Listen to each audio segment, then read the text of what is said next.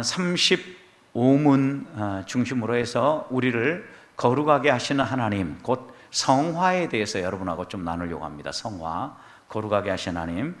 자, 35문 성화란 무엇입니까? 라고 이렇게 질문을 했어요. 같이 읽습니다. 시작. 성화란 하나님의 값없는 은혜의 사역인데 이를 통해 우리의 전인이 하나님의 형상을 따라 새롭게 되고 죄에 대하여는 점점 더 죽게 되고 의에 대하여서는 살 수 있게 되는 것입니다.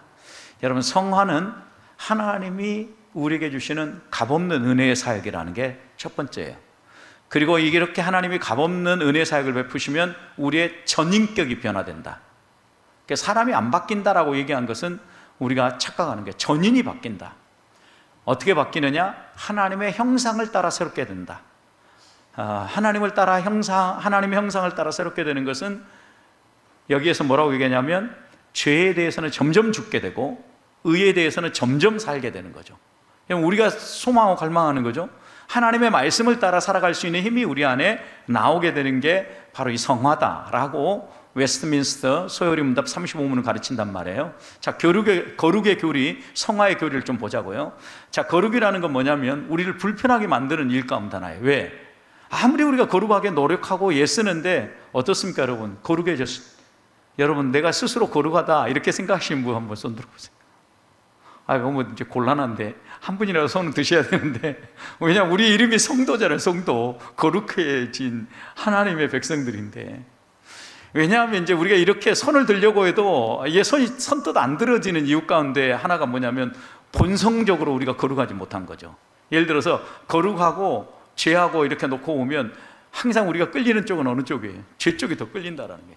죄를 많이 짓는다는 의미가 아니라 우리의 본성 자체가 그리 끌려가요.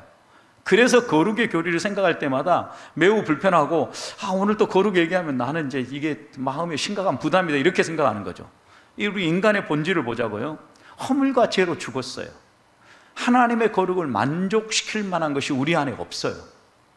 이 이제 허물과 죄로 죽었다라고 얘기할 때 전적 부패를 얘기하는 건데, 거룩이라든가 구원받고 하나님 마음에 합한 이런 일을 행할 수 있는 능력이 1도 없다. 1도. 이게 전적 부패예요. 100% 썩었다. 전적 부패. 여러분, 이 교리를 우리가 믿기 때문에 인간의 본질을 놓고 보면 이 거룩의 교리를 얘기하면 매우 마음이 불편해요. 그래서 유일한 소망이 하나 있는데, 유일한 소망은 뭐냐? 하나님이 우리를 부르신 거예요. 내가 오고 싶어서 온 게 아니고 하나님이 부르셨고, 우리를 거룩하게 다듬는 것도 누가 하신다? 하나님이 하신다라는 거예요. 그래서 이런 소망이 있기 때문에 거룩에 대한 우리의 꿈을 꿀 수 있는 계획이 나오는 거죠.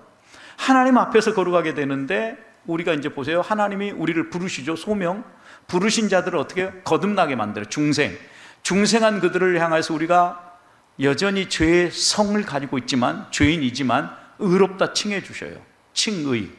그리고 우리를 양자, 입양해 주신다라고. 그 이후에 신자가 살아가는데 양자로 입양되어졌다고 단번에 본성이 바뀌는 건 아니라는 거죠. 우리가 하나님의 자녀가 되었고 하나님의 아들, 딸이 되었음에도 불구하고 우리의 속은 아직도 서서히 변화가면서 단번에 바뀌지 않는 거예요. 그래서 하나님 앞에 거룩하게 살아가는 삶이 자꾸 무너지는 거예요. 그런데 이 거룩한 삶을 누가 빚어가신다? 하나님이 빚어가신다. 그런데 어떤 사람은 하나님이 빚으시는데 좀 더 빨리 빚어지고 좀 더 천천히 빚어지는 사람이 있어요. 뭐 때문에 그럴까요? 성품이 달라서. 그러니까 이거는 하나님이 빚으시기 때문에 하나님의 능력의 차이가 있다고 생각하면 안 되잖아요. 그러니까 하나님이 빚으시는데 왜 어떤 사람은 빨리 빚어지고 어떤 사람은 늦게 빚어질까요? 딱 한 가지 이유밖에 없어요. 큰 그릇은 시간이 많이 든다라는 거예요. 작은 그릇은 금방 쑥닥쑥닥 금방 빚어지잖아요. 그러니까 하나님이 빚으시는데 시간이 많이 걸린다. 이유는 뭘까요? 아싸, 나 빨리 변했다고 좋아할 게 아니라, 천천히 빚어진다고 낭망할 게 아니라 하나님이 쓰심에 합당하게 변화시켜 가신다. 이게 하나님이 빚으시는 원리예요. 우리가 이런 마음과 이런 위로를 가지면 신앙생활 하는데 여유가 생겨요. 내 스스로 막 속 끓이지 않아도 된다고요. 왜? 하나님 빚어 가시니까. 그래서 이제 히브리서 12장 14절에서는 이렇게 얘기했거든요. 같이 읽습니다. 시작. 모든 사람과 더불어 화평함과 거룩함을 따르라. 이것이 없이는 아무도 주를 보지 못하리라. 여러분, 주를 보지 못한다는 말은 무슨 말이에요? 구원 못 받는다는 얘기예요. 그런데 여기에 아무도 그랬어요. 뭐가 없으면 누구도 구원 못 받아요? 구원받은 사람에게는 반드시 드러나야 할 두 가지가 있는데, 하나는 화평이에요, 화평. 또 하나는 거룩이라고요. 그러니까 하나님이 우리를 반드시 화평한 사람으로 빚어가고 거룩한 사람으로 빚어가는 거예요. 이게 구원의 열매들이에요. 그러니까 우리가 여전히 예수 믿은 지 10년, 20년이 돼도 다른 사람하고 자꾸 의견 충돌하고 치고받고 싸운다 그러면 어때요? 좀 더 다듬어져야 되겠구나. 하나님께 나를 좀 더 드려야 되겠구나. 하나님이 나를 완전히 지배하도록 나를 내어드려야 되겠구나. 이런 마음의 결단을 해야 돼요. 거룩한 생각. 여러분 생각해 보십시오. 처음 예수 믿을 때보다 지금 거룩한 생각 더 많이 하시죠? 이건 동의하시지 않습니까? 거룩하게 살지는, 사는 것도 좀 더 달라지지 않았나요? 제가 보면, 저를 보면, 다른 사람 놔두고 저를 보면 예수 처음 믿을 때보다 지금 확실히 좀 더 거룩에 가까워지려고 이제 조금씩 닮아가는 모습들을 하나하나 보인단 말이죠. 하나님이 이렇게 다듬하신데, 성화의 두 의미는요, 하나는 빛이에요, 빛. 성화는 빛인데 왜 빛이라고 얘기하냐? 에베소서 5장 8절과 9절에서는 너희가 전에는 어둠이라 그랬어요. 우리가 구원받기 전에는 어둠의 자녀였거든요. 그러나 이제 구원받은 이후에는 이제는 뭐예요? 주 안에서 빛이에요. 그러니까 우리들이 빛의 자녀처럼 살아가는데, 빛의 열매가 어떤 거로 나타나느냐? 착함, 의로움, 진실함.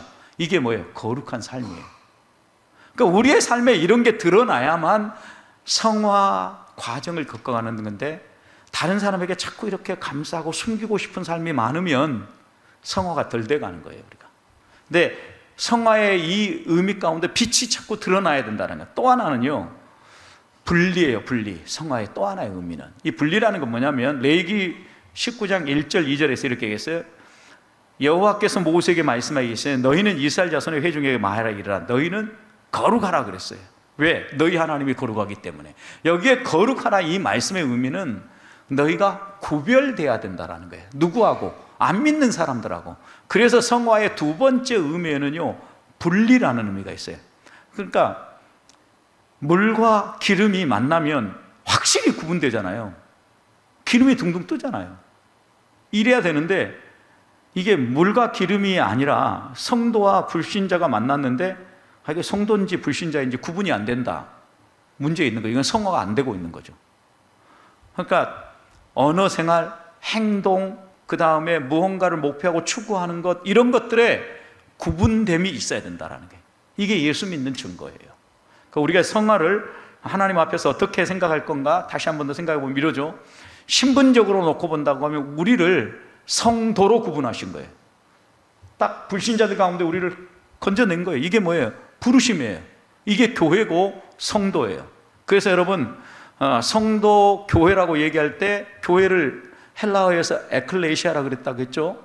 에크라는 것은 밖으로라는 거고, 클레시아에서 뒤에 이 클레에 해당되는 것은 헬라어의 칼레오예요. 칼레오는 부르다예요. 부르다, 콜링한다라는 거예요. 그러니까 밖으로 불러 꺼냈다라는 거예요. 어디에서? 세상 속에서 하나님 백성의 무리로 하나님이 명진아라고 불러서 꺼내신 거예요. 이게 성도라고요. 그러니까 신분적으로 하나님이 이렇게 우리를 구원하심이고요, 실생활에서는 어떤 일이 벌어져야 되냐면 거룩한 행동들이 나타나야 되는 거죠. 거룩한 행동들, 불신자들하고 다른 면들. 그러면 결국 우리의 삶에 어떤 결과가 나타나냐? 내면에 변화가 일어나는데 하나님을 닮은 형상들이 나타나요. 하나님 닮은 형상은 예수님 닮은 모습이 드러나는 거죠. 예수님 발목이라도 발끝이라도 조금이라도 잡고 따라갈 만한 거룩.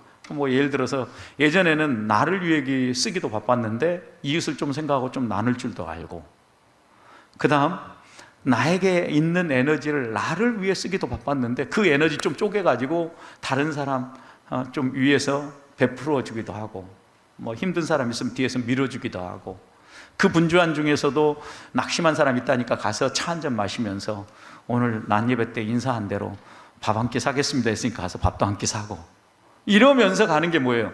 점점 예수님을 닮아가는 하나님의 형상이 우리 안에 나타나는 거예요. 성화는 그런 점에서 하나님의 은혜로운 사역이에요. 전인격이 변화되는데 전인격이 새롭게 되는 거예요. 죄에 대하여서는 점점 더 죽는 거예요. 죄가 갈수록 늘어가면 이건 성화가 되는 게 아니라 성화가 아니라 어떻게 되는 거예요? 불경해지는 거죠. 더 악해지는 거잖아요. 의에 대해서는 어떻게 해요? 계속해서 점점 더 늘어나야 되는 거죠. 그러니까 이게 의와 악이 있다고 하면 이게 이제 악이라고 생각해 보세요. 여러분의 삶에 악이 이렇게 올라가면 이거는 성화가 아니라 거꾸로 가고 있는 거예요. 악은 점점 늘어들고 선이 이렇게 올라가야 되는 거죠. 천칭 저울로 놓고 본다고 하면. 이게 뭐냐면 죄에 대해서는 죽고 의에 대해서는 사는 거예요. 그래서 전인격이 새로워지는 거, 이게 하나님의 은혜로운 사역이라는 거예요. 자, 의롭다함을 받은 신자를 향한 하나님의 명령은 뭐냐? 성화예요. 의롭다함을, 칭의, 의롭다함을 받은 성도를 향하여 하나님이 딱 명령했는데 거룩해라 이거예요. 이 거룩은 에베소서 오늘 우리 함께 읽었죠? 4장 22절부터 24절 같이 한번 읽습니다. 시작. 너희는 유혹의 욕심을 따라 썩어져가는 구습을 따르는 옛사람을 어떻게 하고? 벗어버리고. 23절. 오직 너희 심령이 새롭게 되어. 자, 심령이 새롭게 된다는 것은 전인격이 새롭게 된다는 거예요. 24절 같이 읽습니다. 시작. 하나님을 따라 의와 진리의 거룩함으로 지으심을 받은 새 사람을 입으라. 여러분, 그러니까 악에 대해서는 점점 죽는 거, 옛사람을 벗어버리는 거예요. 의에 대해서 점점 사는 거, 새 사람을 입는 거예요. 여러분, 그런데 이게 어떻게 가능하냐? 심령이 새로워지는 거예요. 전인격이 새로워지는 거예요. 그래서 하나님을 본받으면서 우리 안에 추구하려고 하는 게 뭐냐면 의와 진리의, 의는 관계적 언어라 그랬죠. 다른 사람과 관계를 바르게 맺는 거예요. 아까 어떤 것이 없으면 하나님 못 본다고요? 화평이 없으면 못 봐요. 관계가 새로워지고 관계가 풀어지면 화평하게 되어진다는 거예요. 그리고 진리는 우리를 거룩하게 만들어요. 진리의 삶은. 그래서 의와 진리의 거룩함으로 지으신 새 사람이라고 한 거예요. 하나님의 말씀을 꼼꼼히 살펴보면 살펴볼수록 하나님은 우리를 한결같은 말씀으로 우리를 거룩하게 다듬어 가셔요. 그래서 성화를 추구하는 삶은요, 벗고 입는 거예요. 자, 벗는데 뭘 벗으냐? 유혹의 욕심 벗어야 돼요. 구습 벗어야 돼요. 옛사람 벗어야 돼요. 예전에 이랬으니까 안 통해요, 여러분. 벗어야 된다고, 이건. 입어야 돼요. 뭘? 의를 입어야 됩니다. 관계를 바로 맺는 걸 우리의 삶의 일상으로 잡아야 됩니다. 진리의 말씀, 하나님의 말씀을 따라 구별되게 살아가는 거룩함을 우리의 것으로 입어야 돼요. 이게 새 사람이에요. 옛사람 벗고 새 사람을 입는 성화를 추구하는 삶을 하나님은 살라고 하는 거예요. 자, 35분 성화란 무엇인가? 다시 한번 여기서 또 읽습니다. 시작. 성화란 하나님의 값없는 은혜의 사역인데 이를 통해 우리의 전인이 하나님의 형상을 따라 새롭게 되고 죄에 대하여 점점 더 죽게 되고 의에 대하여서는 살 수 있게 되는 겁니다. 여러분, 성화 이렇게 계속해서 반복하다 보니까 이제 막 눈에 들어오기 시작하죠. 아, 이게 거룩이구나. 성도가 꿈꿔야 될 거룩이 무엇인가 우리 안에 이해가 있어야 꿈을 꿀 거 아니에요. 나 이런 거룩한 사람 되고 싶어 라고 하는 무언가 목표가 있어야 되잖아요. 여러분, 이렇게 이제 우리가 좀 이해가 분명해져야, 진리의 말씀에 대한 이해가 분명해져야 하나님 앞에 기도할 때로 하나님, 나 이런 거룩한 사람이 되게 해주세요 라는 구체적인 기도가 나올 수 있다는 거죠. 하나님의 은혜로 우리의 전인이 새로워지는 거예요. 전인이 새로워지는데 제일 먼저 변한 건 우리의 심령이 새로워지는 거예요. 심령, 가슴이, 마음이 변화되는 거예요. 그래서 우리들이 조금씩 지나다 보면 하나님을 닮은 모습이 하나씩 늘어가는 거예요. 하나님이 이걸 원하시는 거예요. 우리가 추구해야 될 것이죠. 그래서 결국 이렇게 하나님을 조금씩 닮아가다 보면 모든 행실의 거룩한 자로 하나님 우리를 끌어가요. 자, 베드로전서 1장 14절부터 16절 같이 한번 읽어봅니다. 시작. 너희가 순종하는 자식처럼 전에 알지 못할 때에 따르던 너희의 사역을 본받지 말고 오직 너희를 부르신 거룩한 이처럼 너희도 모든 행실에 거룩한 자가 되라. 기록되었으되 내가 거룩하니 너희도 거룩할지어다 하셨느니라. 여러분 보십시오. 전에 불순종할 때 우리가 어떻게 살았는가? 이게 이제 불순종이 좀 불편하면 이렇게, 예수 믿기 전에 어떻게 살았는가 생각해 보죠. 개인적인 욕심과 개인적인 계획과 개인적인 야망을 이루기 위해 살았다라는 거죠. 이게 너희의 사역이에요, 사역. 그것 본받지 말고 이제 너희를 부르신 하나님의 뜻이 무엇인가? 하나님이 나에게 어떤 일을 하기를 원하는가? 이걸 생각하면서 너희의 행실까지, 모든 행실까지 거룩한 사람이 되라는 거예요. 이게 모든 행실에 거룩한 사람인데, 자, 참된 교회는 뭐냐? 거룩을 추구하라고 강조해요. 거룩을 강조하지 않는 교회는 가짜예요. 거룩을 강조하는 교회가 참된 교회다. 그리고 우리가 예수 그리스도로 말미암아 십자가 구속으로 말미암아 구원받았다라는 이 구원의 교리, 칭의죠. 칭의를 강조했다고 하면 칭의는 반드시 성화를 향해 가야 돼요. 칭의에서 멈추고 나 구원받았으니까 육은 이 땅에 버려놓고 영만 올라가면 돼. 아무렇게나 살아도 돼. 이런 사람들은요, 잘못 믿는 사람이에요. 의롭다함을 받으면 반드시 우리의 행실의 거룩함으로 드러나야 된다. 그래서 교리는 거룩과 경건 훈련을 추구해야 되는 거예요. 우리가 교리를 연구하면 연구할수록 우리 안에 막 살아나야 될 건 뭐냐면, 경건하게 살기 위해서 더 훈련하고 거룩을 추구하기 위해서 더 해야 되겠다. 여러분, 그러니까 우리가 하나님 앞에서 좀 살려내야 될 것이 무엇인가 생각해 보십시오. 오늘 오후 예배 끝나고 우리 또 신나는 훈련이 하나 기다리고 계시죠? 시니어 전도 폭발. 아싸. 여러분 많이들 오시기 바랍니다. 오늘 오후 예배 때 왜 이렇게 많이 남았나 이렇게 생각해 보니까 시니어 전폭을 사모해서 기다리신 분이라고 믿고 감사하고 있습니다. 제가 분명한 것은 하나가 뭐냐, 삶에 확실한 방향 전환이 있어야 돼요. 예전에 내 하고 싶은 대로 하는 게 아니라 하나님이 내게 원하는 게 무엇인가를 생각하면서 경건 훈련에 힘써야 된다고요. 근데 이제 제가 시니어 전폭에 왜 이렇게 목놓아 외치냐면, 제가 교재를 쓸 때마다 고민이 하나 생겨요. 왜냐, 무엇을 위해서 내가 이걸 하고 있는가, 누구를 위한 일인가.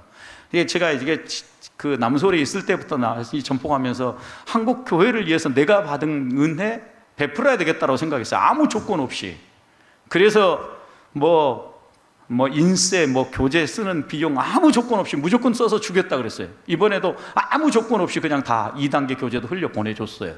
근데 이러고 나서 이제 제가 2단계 하고, 이거 3단계 또 쓰라고 요구할 텐데, 그러면 3단계 어떻게 준비하지 고민하며 생각해 보니까, 진짜 내가 돌아보고 이제까지 어떻게 보면 저의 목회 사역에 있어서 심지어는 박사과정에 공부했던 까지 다 쏟아부어 넣은 것이 시니어 전도 폭발이에요, 여러분. 근데 이것을 우리 교회 성도들한테는 안 가르치고 다른 교회하고 한국교회 지도자들만 가르치는데 제가 이거 쓴다는 건 너무 좀 아깝다. 우리 교회에서 써야 되겠다. 이번에는 제가 확실하게 여러분들에게 제대로 가르쳐 드리겠습니다. 전에도 제대로 가르쳐 드렸지만 여러분이 부담스러워하니까 부담 안 되는 범위 내에서 이게 제가 어떻게 하는지 확실하게 보여드릴 테니까 제발 가지 말고 이 모습 그대로 지하로 내려오시기를, 지하가 아니라 1층으로 오시기를 부탁드리겠습니다. 여하튼 우리가 거룩을 추구하는 삶, 참된 교회가 거룩을 추구하면요, 그 사람이 추구하는 바가 확실히 달라야 돼요. 예전에 내가 추구하던 게 세상적인 성공이었다고 하면 하나님이 원하시는 성공이 무엇인가를 생각하며 거기에 내 삶을 드리기 시작해요. 이게 삶의 방향 전환이에요. 하나님께 등졌던 삶을 이제 하나님께로 향하는 삶으로 바뀌는 것, 이게 뭐예요? 방향 전환이라고. 여러분, 이런 방향 전환이 우리의 삶에 일어나야 되거든요. 근데 이제 생각해 봐요. 신앙생활에 있어서 우리가 하고 싶은 것, 우리가 좋아하는 것만 해가지고는 절대 변화가 안 일어납니다. 아이들도 보세요. 아이들이 원하는 대로만 다 해주면 우리 아이들을 어떻게 얘기합니까? 규모 없이 자라는 아이라고 얘기합니다. 규모가 없다는 것은 무질서하다는 얘기죠. 적절한 선이 있어야만 아이들도 그 테두리 안에서 자유를 누리면서 건강하게 커요.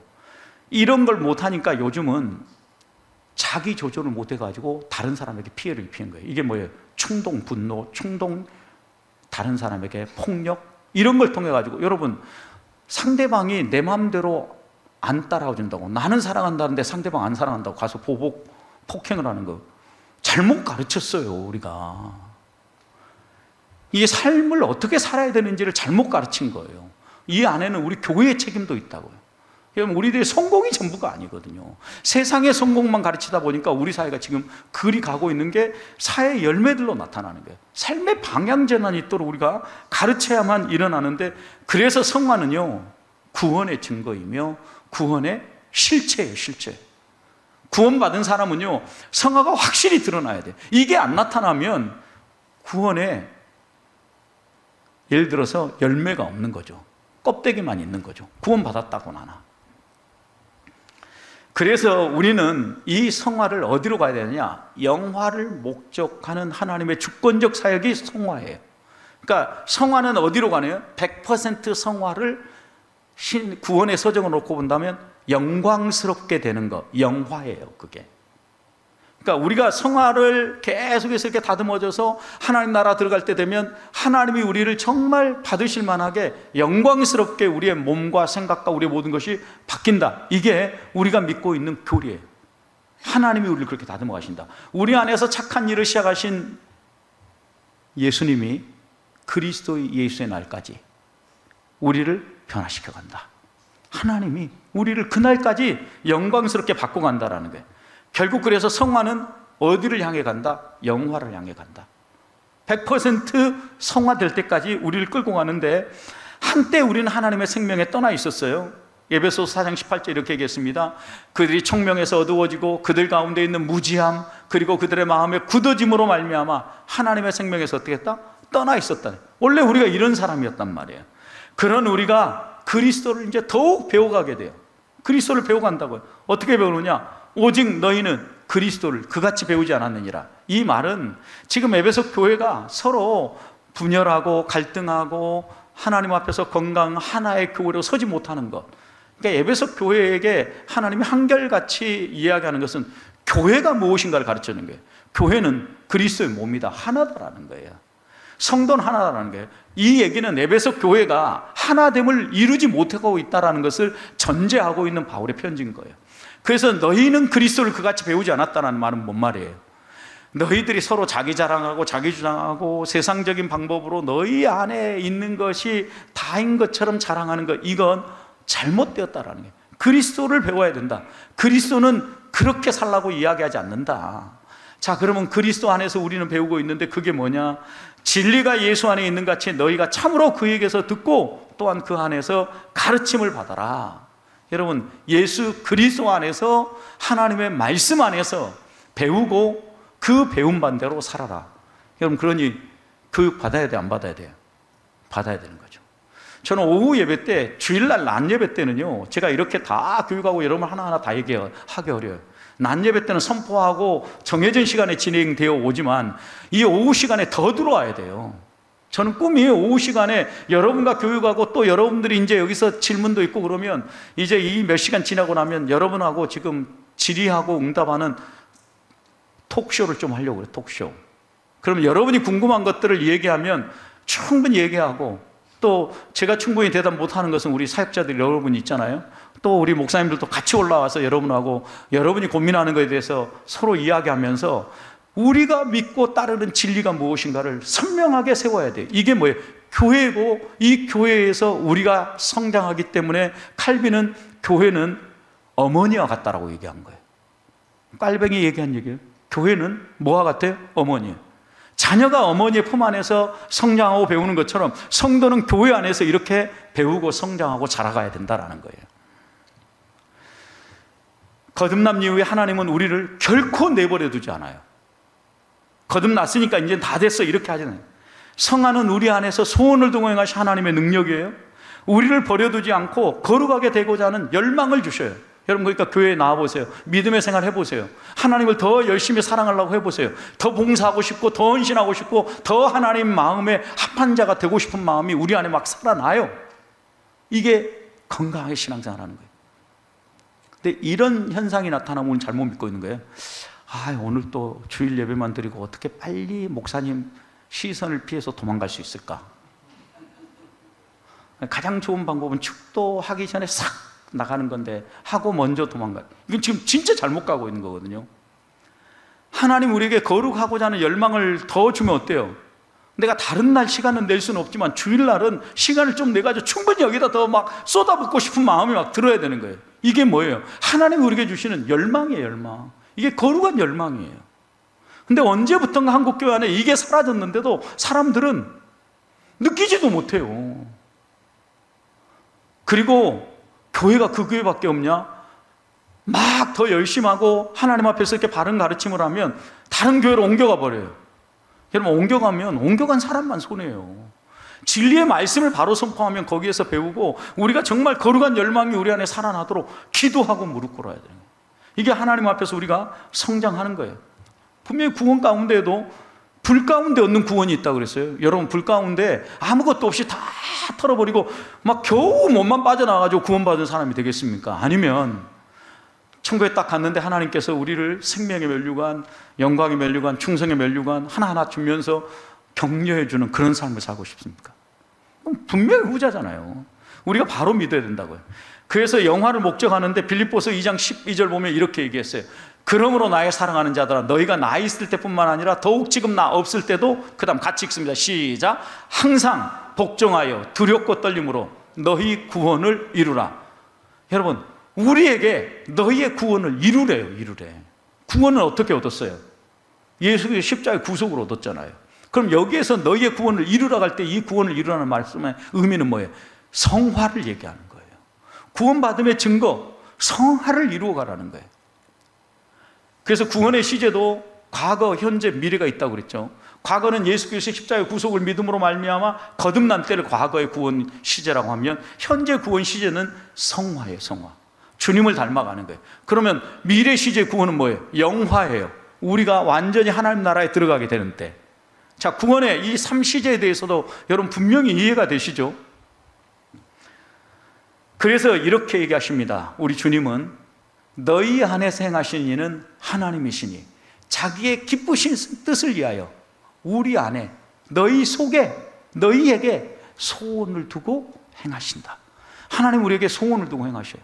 우리를 통하여서 하나님 나라가 확장되어지고, 정말 우리가 함께 모였을 때마다 웃음꽃이 피고, 우리가 만나는 사람들에게 예수님에 대해서 다시 이야기하고, 내 삶을 이렇게 행복하게 바꿔놓은 주님이 누군가를 나누면서 살기 원한다고요. 여러분, 하나님의 뜻이에요. 이게 이 일을 이루는 일에 여러분을 도와주는 훈련사역이 뭐라고요? 시니어 전도 부활이에요. 오세요. 제가 이렇게 목숨을 걸고 시간 날 때마다 이제 계속해서 강조하는 이유는, 여러분들이 오시면 수지 맞는다라는 걸 얘기해 드리는 거예요. 제가 남서울에서 그 시니어 전폭하고 지금도 시니어 전폭 강사들을 교육하고 있는데, 이 시니어 전폭 와서 하는 사람들의 한결같은 고백이 딱 이렇게 얘기했어요. 목사님, 제가 이 훈련을 하면서 제 노후 대책을 했습니다. 이렇게 얘기했어요. 여러분, 집 마련하는 게 노후 대책이 아니에요. 여러분 통장에 잔금 두둑이 쌓아놓는 게 노후 대책이 아니에요. 저는 확실하게 얘기합니다. 목사이기 때문이 아니에요. 우리 주님이 가르친 건 노후 대책 가장 좋은 것은요, 내가 믿는 복음 명확하게 잡는 거예요. 내가 믿는 복음 명확하게 잡고 이 복음을 누구에게나 자연스럽게 얘기할 수 있는 거예요. 여러분, 이게 뭐예요? 우리의 노력이 있어야 된다는 거예요. 성화도 마찬가지예요. 하나님의 전적인 사역이에요.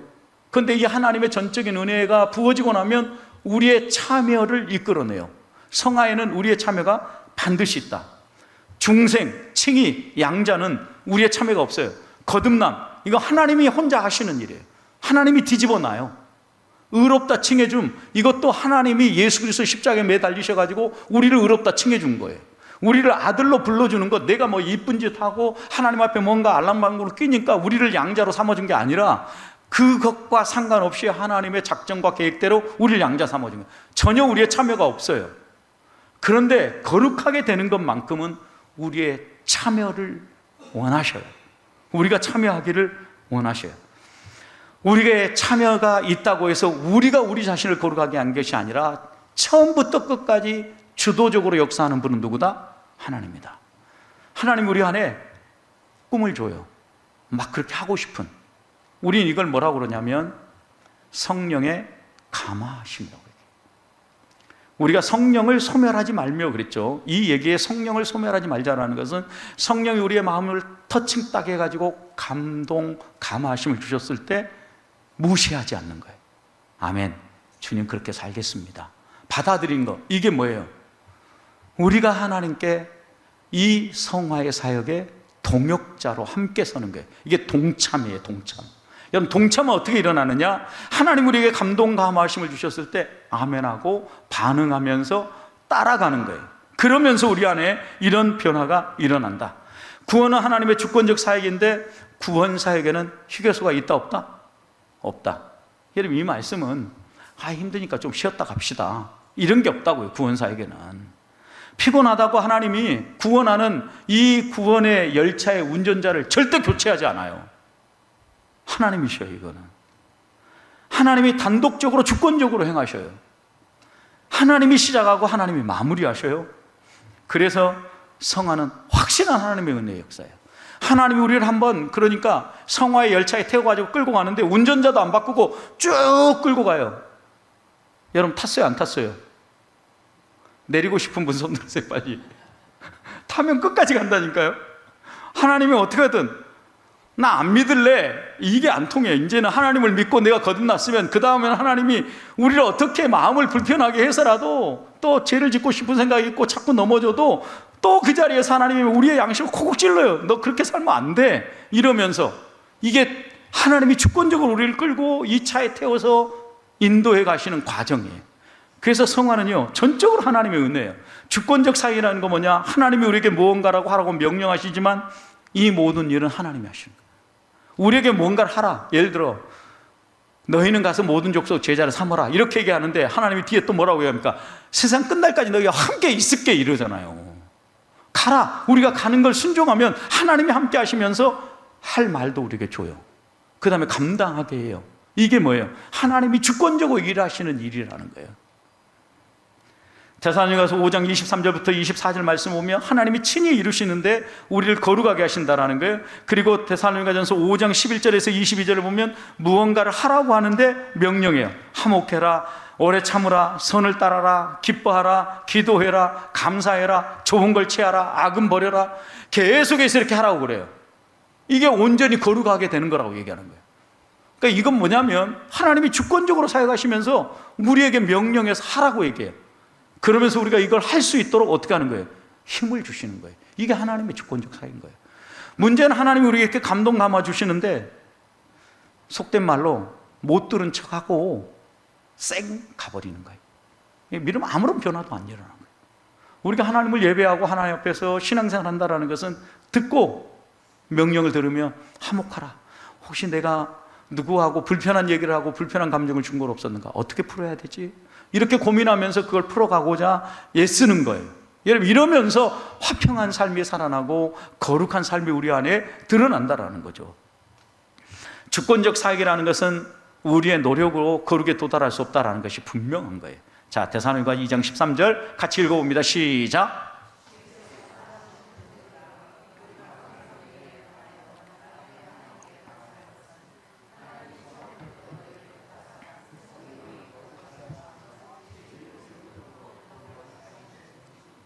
우리가 하나님께 감사할 게 하나 있다라는 거죠. 하나님이 우리가 하는 거 보니까 괜찮으니까 이놈 선택해야 되겠다, 이렇게 해서 우리를 선택한 게 아니라 모태에 있을 때부터, 우리의 형질이 초성되기도 전부터, 처음부터 하나님이 콕 집었어요. 이걸 우리는 애정하셨다라고 얘기한 거예요. 애정, 예지, 미리 아시고 우리를 선택하신 거예요. 우리를 택하신 거예요. 그리고 난 다음에 택하신 우리를 어떻게 했어요? 콜링, 부르시고, 부르신 우리를 의롭다 하시고, 칭히 의롭다 하신 우리를 또한 거룩하게 하셨느니라. 여러분, 성령의 거룩하게 하심, 우리를 택하여서 하나님이 처음부터 우리를 그렇게 끌고 가신다고요. 그러니까 우리 이 구원의 도리 안에 들어오는 순간 하나님의 이 만지심 안에 있는 거예요. 제가 오늘 물두멍 사이즈에 대해서도 얘기했는데 하나님이 왜 크기를 안 줬냐고요. 하나님의 은혜에 빨리 반응한 사람에게는 물두멍이 이렇게 클 필요가 없잖아요. 근데 자꾸 하나님이 말씀하셔도 내가 생각하고 있는 대로 하고 싶은 사람은 물두멍이 좀 커야 돼요. 자꾸 가서 씻어야 되잖아요. 여러분, 이 차이예요, 이 차이. 그러니까 하나님은 우리에게 너희들의 형편과 환경을 모르는 거 아니다 라고 이야기하면서 몇 번이고 씻어서 깨끗하게 해라, 거룩하게 해라 라고 말씀하시고 우리를 구원으로 이끌어 가신다. 자, 그래서 칭의와 성화를 구분하면 이럴 수 있어요. 그리스도 안에서 칭의가 이루어진다고 하면 성령 안에서 성화가 이루어진다. 그래서 칭의는 그리스도의 사역이라고 하면 성화는 성령의 사역이다. 하나님이 주도적으로 주권적으로 일하시는데 칭의와 관련해서는 예수 그리스도시고 성화와 관련해서는 성령 하나님이시다. 그래서 성화는 우리를 부르신 하나님의 뜻이며 하나님의 목적인데 우리의 무능력 때문에 내가 내 스스로 거룩함을 추구하지 않고 자꾸 죄짓고 반복해서 용서를 구하는 것 때문에 좌절하지 말자는 거예요. 낙심하지 말자라는 거예요. 하나님의 위대한 능력에 소망을 두자라는 거예요. 우리에게 소망이 있는 게 아니라 누구에게 소망이 있어요? 하나님께 소망이 있는 거예요. 나를 부르신 그 하나님께 소망이 있어요. 그분의 위대한 능력이 우리를 마침내 거룩하게 하고 하나님께 영광을 돌리게 만들 거라는 거예요. 자, 그럼 우리가 이루어가야 될 신자의 행위는 뭐냐라는 거죠. 성화에서 신자가 할 일은, 성화는 하나님의 주권적 사역이지만 동시에, 도시가 아니고 동시에 신자가 이루어가야 될 신자의 행위예요. 자, 25절부터 27절 같이 읽습니다. 시작. 거짓을 버리고 각각 그 이웃과 더불어 참된 것을 말하라. 이는 우리가 서로 지체가 됩니다. 자, 여기에서 보면 누가 거짓을 버려야 됩니까? 하나님 막 때려가지고 거짓을 빼버리십니까? 그건 얼마나 좋겠어요. 우리한테 하나님이 거룩하게 살라고 얘기하면서 거짓을 버려라 그래요. 그럼 내가 거짓을 안 버리고 끝까지 가지고 있으면 어때요? 자꾸 물두멍에 또 나가야 되는 거죠. 계속 씻어야 되는 거죠. 그 다음 이웃과 더불어 참된 것을 말하라고 그랬어요. 누구에게? 나한테 한 거예요. 나한테. 이웃과 더불어 참된 걸 말하는 거예요. 왜? 스스로 지체가 됩니다. 너가 이웃에게 거짓말하면 너가 너 얼굴에다 침 뱉는 것과 똑같은 거다, 이렇게 얘기하는 거죠. 예를 들어서 내가 막 거짓말했는데 내 손가락에다 거짓말한 거죠. 지체가 됐으니까. 그러면 그 피해는 누가 입는 거예요? 내가 입는 거예요. 그런데도 불구하고 우리는 우리의 지체에다 막 거짓말하는 거죠. 우리 공동체도 봐요. 다른 사람에게 속여가지고 내가 많은 걸 얻잖아요. 그러면 누군가 피해를 얻는다고요. 우리 공동체가 하나고 한 몸이라고 생각한다고 가정해 봅시다. 그러면 내가 이익을 많이 취하려고 맘먹으면 다른 사람이 피해를 입는 거예요. 그러니까 이익을 얼마나 많이 얻느냐가 중요한 게 아니라 공정하게 얼마나 더불어 살아가기 위해서 내가 치러야 될 값은 무엇이고 내가 누려야 될 혜택은 무엇인가를 지혜롭게 판단하는 거예요. 이 균형을 이루어야만 건강한 공동체가 나오는 거예요. 그래서 26절에서 이렇게 얘기합니다. 분을 내어도 죄를 짓지 말아라. 화날 일을 만나게 되어 있다라는 것을 전제하는 거예요. 그러니까 화를 낼 수 있다라는 거예요. 분을 낼 수 있다. 그런데 죄는 짓지 말아라. 그리고 그 분을 막 죄는 안 지었다고 해도 끝까지 씩씩대면서 마음속에 끓이지 말라는 거예요. 언제까지? 하루가 지나가기 전까지. 여러분, 그러니까 하나님 앞에서 그런 다짐이 필요해요. 그냥 계속 싸우다 보니까, 특히 부부싸움은 칼로 물을 베는 것과 똑같다 그랬는데, 맨날 내가 손해를 보는 것 같으니까 그 다음부터는 다음에는 나도 한번 내 마음대로 고집도 펴보고 상대방을 좀 불편하게 해봐야 되겠다, 이렇게 막 할지 몰라요. 그런데 그러면 결국 누가 손해입니까? 자기 손해예요. 잘 아시죠? 자기 손해인가 아닌가 한번 확인하고 싶으면 집에 가서 한번 부부싸움 하고 한번 해봐요. 끝까지 말 안 하고 꽁 하고 있어 보세요. 그럼 꽁 하고 있는 사람 손해라니까요. 그래서 해가 지도록 분을 품지 말고 풀라는 거예요. 풀라는 거, 이거는.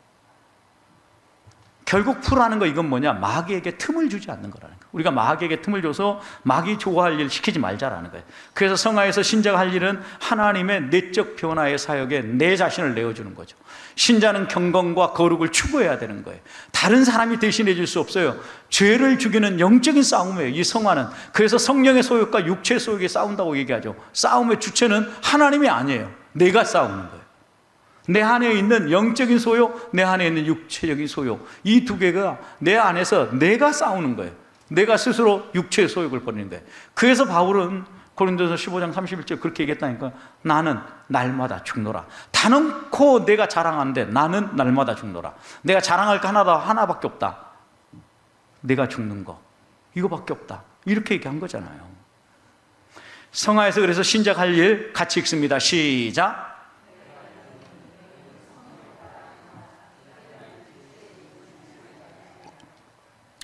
여러분, 성령을 따라 행해야 우리가 정욕을 이루지 않고 악에게 빠지지 않는 거예요.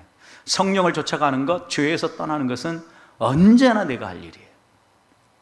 하나님은 우리에게 하라고 하는 거예요. 너희는 그랬잖아요. 너희가 누구예요? 나예요, 나. 성령을 따라 행하라는 거예요.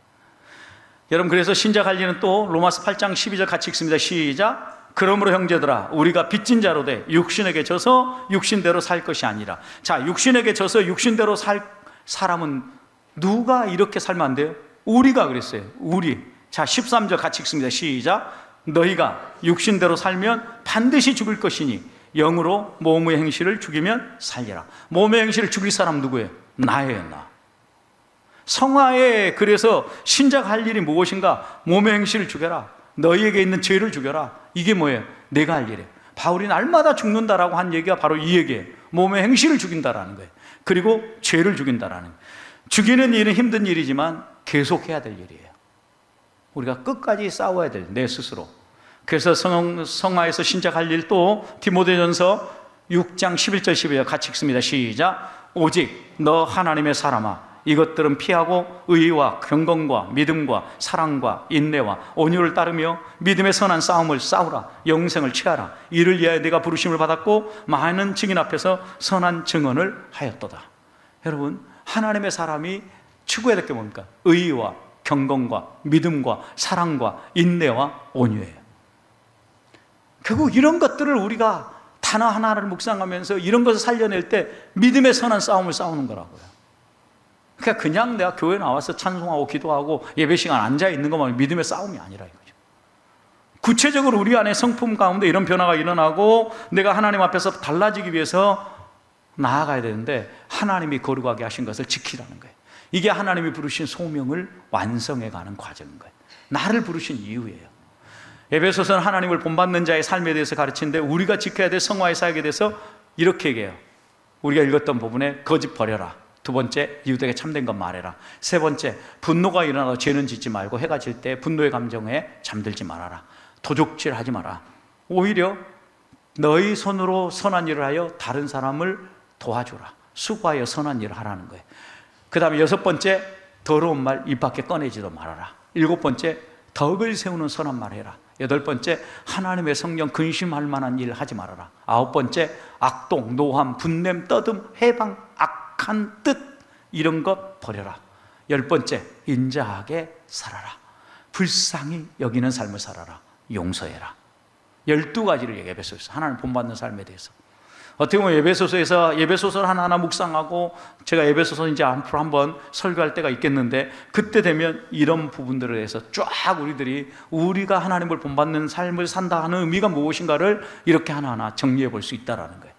그래서 성화와 그리스도인의 삶을 보면 노력과 훈련을 통해서 하나님의 성품을 닮아가는데 성화의 교리와 영적인 싸움, 믿음의 선한 싸움을 우리가 항상 기억해야 되고 성한 하나님의 명령일 뿐만 아니라 하나님의 사역인 동시에 신자의 사역이라는 거예요. 하나님과 동역하는 사역이라. 단번에 완성되지 않고 이건 점진적으로 이루어진다. 지상에서 완성되지 않는다. 하나님 나라에서 이루어진다. 그래서 하나님의 은혜와 도우심이 꼭 필요하다. 마지막입니다. 성화는 하나님의 명령이에요. 하나님의 명령. 그래서 이 하나님의 명령은 반드시 우리의 노력과 훈련을 요구해요. 그 훈련과 노력은 하나님의 성품을 닮게 돼 있어요. 하나님의 성품을 닮으면 우리는 영적인 전쟁터에서 싸우게 돼요. 육체의 소욕과 성령의 소욕을 선택하기 위해서.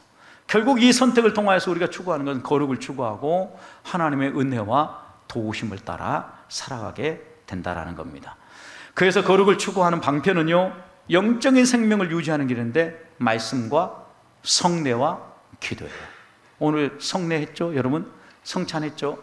말씀 우리를 거룩하게 만들어요. 성례는 성찬과 세례를 얘기하는 거예요. 성례. 그래서 성찬을 할 때마다 우리가 우리 자신을 또 살피잖아요. 기도, 하나님 앞에 이 기도, 이것이 거룩을 추구하는 세 가지 방편, 은혜의 방편. 우리의 신앙의 선배들부터 저 초대교회부터 반복해서 은혜의 방편이라고 얘기하는 이 세 가지. 그러니까 이 세 가지 하는 자리는 찾아다녀야 되는 거죠. 마치 여러분 고기 가운데 소고기는 피하고 돼지고기는 누가 사주면 먹고 오리고기는 쫓아다니면서 먹어라 이렇게 얘기하는 것처럼 여러분 우리에게 꼭 필요한 게 뭔가를 생각하면서 여러분들이 말씀, 성례, 기도 이것이 우리의 은혜의 영적 생명을 유지하는 매우 중요한 힘이라는 걸 기억하라는 거예요. 자 보세요. 하나님은 직분자를 세워서 성도들을 감독하게 돼요. 직분자가 누굴까요?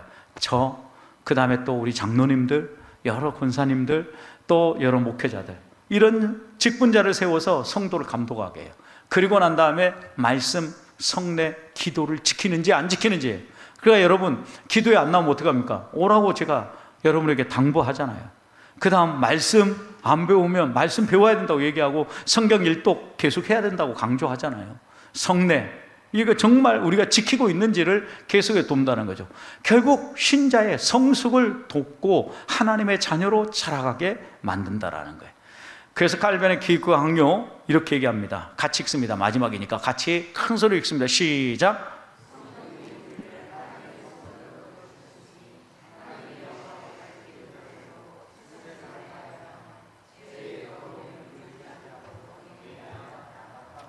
하나님이, 성령 하나님이 우리를 하나님의 성전으로 우리를 받으셨다 이거예요.